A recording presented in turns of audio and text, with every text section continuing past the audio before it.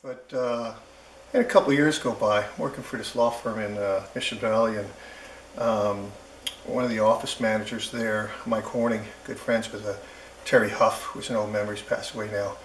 They said, the Smilin Irishman contest is going on at Mulcahy's. Do you remember Mulcahy's? It was a bar. Tom Mulcahy ran this bar off of Mission Center Road. Tom Mulcahy is one of the founders of the Friendly Sons and the parade downtown.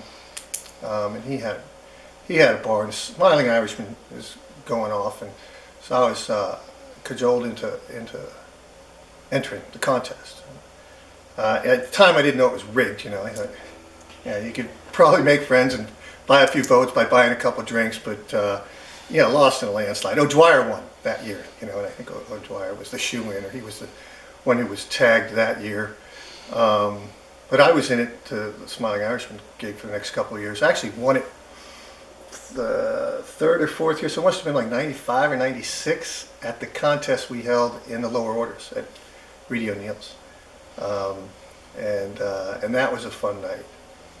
And back then, the guys who were in the Smiling Irishman contest would go on a sort of a pub crawl with the gals from the Miss Colleen contest. And they'd rent out a limo. I think the Irish Congress was paying for it. Back then they were a little bit more robust of an organization. We'd cruise all around, all these different pubs, go to the Old Sod, go to Rose O'Grady's to promote the parade.